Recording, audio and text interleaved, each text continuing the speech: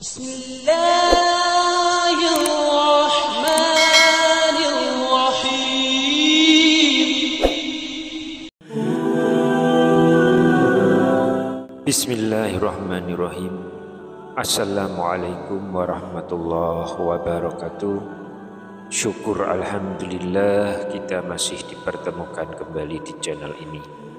Salawat dan salam selalu dan tetap tercurahkan kepada junjungan kita Nabi besar Muhammad sallallahu alaihi wasallam.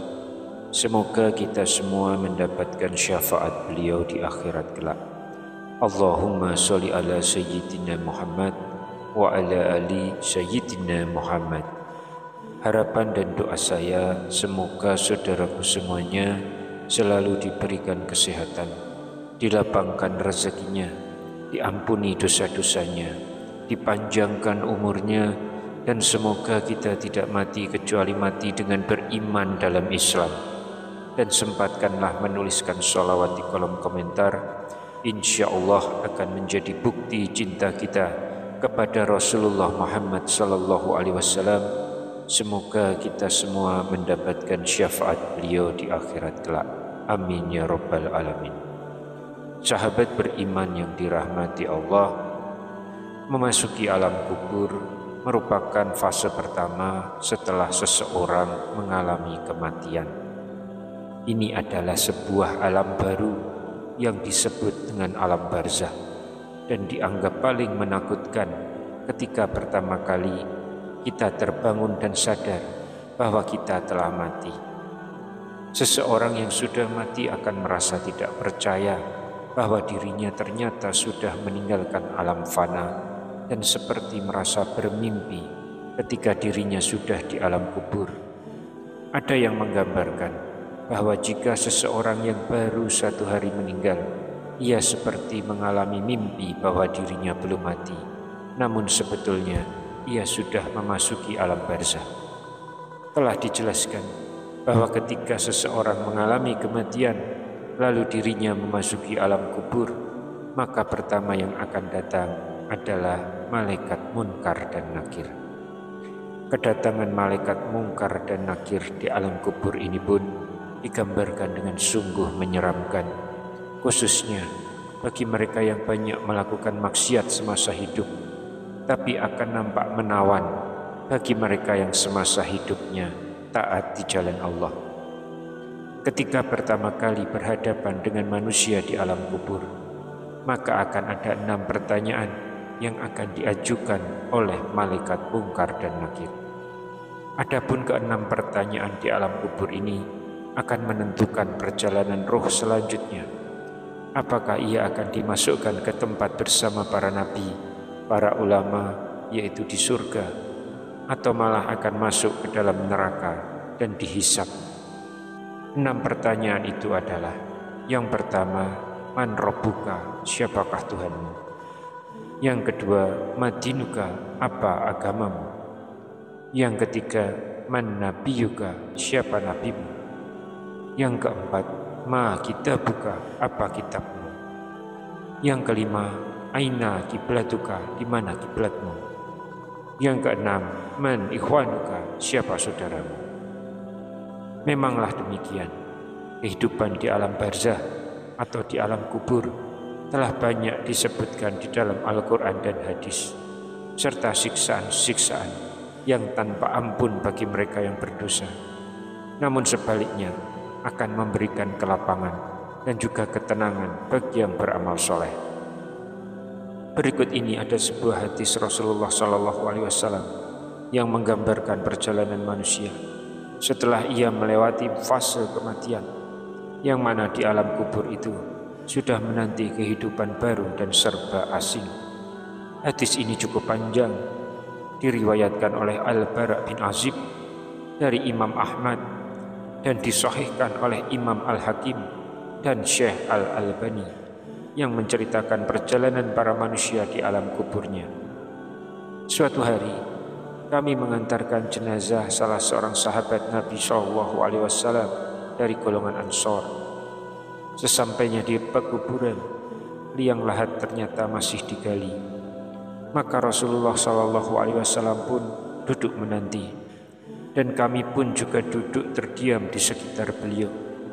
Kami terdiam seakan-akan di atas kepala kami ada burung gagak yang hinggap. Rasulullah SAW memainkan sepotong dahan di tangannya ke tanah. Lalu beliau mengangkat kepalanya seraya bersabda, "Mohonlah perlindungan kepada Allah dari azab kubur."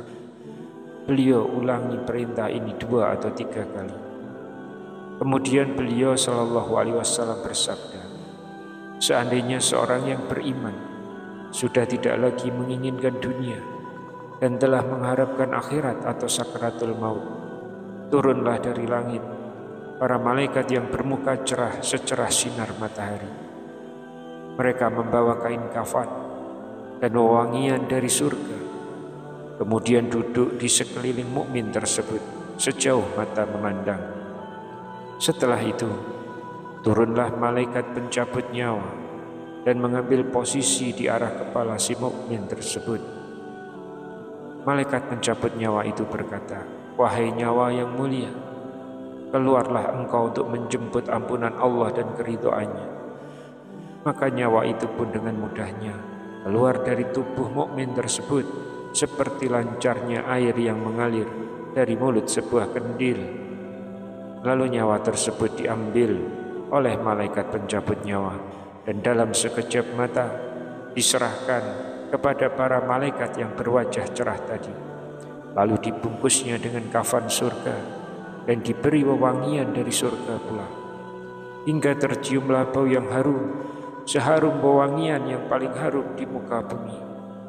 Kemudian nyawa yang telah dikafani tersebut diangkat ke langit, dan setiap melewati sekelompok malaikat di langit, mereka pun bertanya, 'Nyawa siapakah yang amat mulia itu?' Kemudian dijawab, 'Ini adalah nyawa Fulan bin Fulan.' Jawab para malaikat yang mengawalnya dengan menyebutkan namanya yang terbaik ketika di dunia. Sesampainya di langit dunia, mereka meminta izin untuk memasukinya. Kemudian mereka diizinkan. Maka seluruh malaikat yang ada di langit itu ikut mengantarkannya menuju langit berikutnya. Hingga kemudian mereka sampai di langit ketujuh.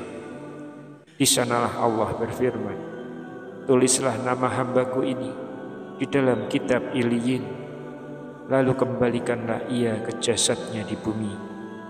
Karena darinya lah aku ciptakan mereka para manusia, dan kepadanya lah aku akan kembalikan, serta darinya lah mereka akan aku bangkitkan.' Lalu nyawa tersebut dikembalikan ke jasadnya di dunia. Lantas datanglah 2 orang malaikat yang memerintahkannya untuk duduk. Mereka berdua bertanya, 'Siapakah Rabbmu?' 'Rabbku adalah Allah,' jawabnya. Mereka berdua kembali bertanya, 'Apakah agamamu?' 'Agamaku Islam,' sahutnya. Mereka berdua bertanya lagi, 'Siapakah orang yang telah diutus untuk kalian?' 'Beliau adalah Rasulullah sallallahu alaihi wasallam.' 'Dari mana engkau tahu?' tanya mereka berdua. 'Aku membaca Al-Quran, lalu aku mengimaninya dan mempercayainya.' Tiba-tiba terdengarlah suara dari langit yang menyeru, 'Jawaban hambaku benar, maka hamparkanlah surga baginya. Berilah dia pakaian darinya, lalu bukakanlah pintu ke arahnya.' Maka menghembuslah angin segar, dan harumnya surga memasuki kuburannya. Lalu kuburannya pun diluaskan sepanjang mata memandang. Saat itu datanglah seorang pemuda asing yang amat tampan, memakai pakaian yang sangat indah dan berbau harum sekali, seraya berkata, 'Bergembiralah, inilah hari yang telah dijanjikan dulu untukmu.' Mukmin tadi pun bertanya, 'Siapakah engkau?' 'Wajahmu menandakan kebaikan.' 'Aku adalah amal solehmu,' jawab pemuda tadi. Si mukmin itu pun berkata, 'Wahai Rabbku, segerakanlah datangnya hari kiamat, karena aku ingin bertemu dengan keluarga dan hartaku.' Adapun orang kafir, di saat dia dalam keadaan tidak mengharapkan akhirat, dan masih menginginkan keindahan duniawi, turunlah dari langit malaikat yang bermuka hitam sambil membawa kain mori yang kasar. Lalu mereka duduk di sekelilingnya.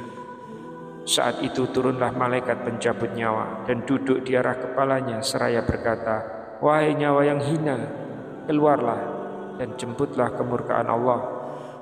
Maka nyawa orang kafir tadi berlarian di sekujur tubuhnya. Maka malaikat pencabut nyawa tadi mencabut nyawa tersebut dengan paksa, sebagaimana seseorang yang menarik jeruji besi yang menempel di kapas yang basah. Dan begitu nyawa tersebut sudah berada di tangan malaikat pencabut nyawa, sekejap mata diambil oleh para malaikat bermuka hitam yang ada di sekelilingnya. Lalu nyawa tadi pun segera dibungkus dengan kain mori yang kasar. Kemudian tiba-tiba terciumlah bau busuk, sebusuk bangka yang paling busuk di muka bumi. Lalu nyawa tadi pun dibawa ke langit. Setiap mereka kemudian melewati serombongan malaikat. Maka mereka selalu ditanya, "Nyawa siapakah yang amat hina ini?" "Ini adalah nyawa Fulan bin Fulan," jawab mereka dengan menyebut namanya yang terburuk ketika di dunia. Sesampainya di langit dunia, mereka minta izin untuk memasukinya, namun mereka tidak diizinkan. Sesungguhnya bagi orang-orang yang mendustakan ayat-ayat kami dan menyombongkan diri terhadapnya, tidak akan dibukakan bagi mereka pintu-pintu langit, dan mereka tidak akan masuk surga sebelum unta masuk ke dalam lubang jarum. Demikianlah kami memberi balasan kepada orang-orang yang berbuat durhaka. Quran Surat Al-A'raf ayat 40. Saat itu Allah berfirman, "Tulislah namanya di dalam sijin di bawah bumi." Kemudian nyawa itu dicampakkan dengan hina-dina. Kemudian Rasulullah membaca firman Allah yang lain, yaitu Quran Surat Al-Hajj ayat 31. "Beribadahlah dengan ikhlas kepada Allah tanpa mempersekutukannya. Siapa yang mempersekutukan Allah, seakan-akan dia jatuh dari langit, lalu disambar oleh burung atau diterbangkan angin ke tempat yang jauh." Kemudian nyawa tadi dikembalikan ke jasadnya hingga datanglah dua malaikat yang mendudukkan seraya bertanya, "Siapakah Rabbmu?" "Aku tidak tahu," jawabnya. Mereka berdua kembali bertanya, "Apakah agamamu?"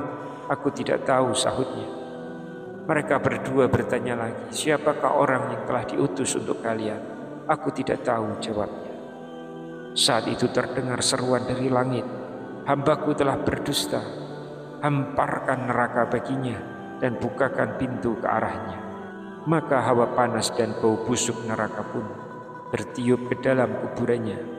Lalu kuburannya disempitkan oleh Allah hingga tulang belulangnya pecah dan menanjap satu sama lain. Tiba-tiba datanglah seorang yang bermuka amat buruk, memakai pakaian kotor dan berbau sangat busuk, seraya berkata, "Aku datang membawa kabar buruk bagimu. Hari ini adalah hari yang telah dijanjikan bagimu." Orang kafir itu pun bertanya, "Siapakah engkau?" "Wajahmu menandakan kesialan." "Aku adalah dosa-dosamu," jawab orang yang bermuka amat buruk tadi. "Wahai Rabbku, janganlah engkau datangkan hari kiamat," seru orang kafir tadi. Hadis riwayat Ahmad disahihkan oleh Al-Hakim dan Al-Albani. Sahabat beriman yang dimuliakan Allah, itulah gambaran mengenai bagaimana kondisi seseorang yang sudah berada di alam kubur. Semua akan ditentukan melalui amal dan perbuatan semasa hidup di dunia. Semoga hal ini bisa menjadi pelajaran untuk kita semua agar menjalankan perintah Allah dan menjauhi larangannya. Yang penting untuk dipersiapkan demi menghadapi kematian adalah kita harus perbanyak amal ibadah kita kepada Allah Subhanahu wa Ta'ala, dan selalu memanjatkan doa kepada Allah agar kita dihindarkan dari segala macam keburukan di alam kubur dan akhirat nantinya. Selalu rutinkan doa untuk terhindar dari siksa kubur yang diajarkan oleh Rasulullah SAW. Allahumma inni a'udzubika min azabil kubri wa min azabin nar jahannama wa min fitnatil mahya wal mamati, wa min fitnatil masihid dajjal. Yang artinya, ya Allah, sesungguhnya aku berlindung kepadamu dari azab jahanam, dari azab kubur, dari fitnah kehidupan dan kematian, dan dari keburukan fitnah dajjal. Wallahu a'lam bishawab. Demikian yang bisa saya sampaikan di kesempatan kali ini. Semoga dapat memberi manfaat untuk kita semua. Amin ya rabbal alamin. Wassalamualaikum warahmatullahi wabarakatuh.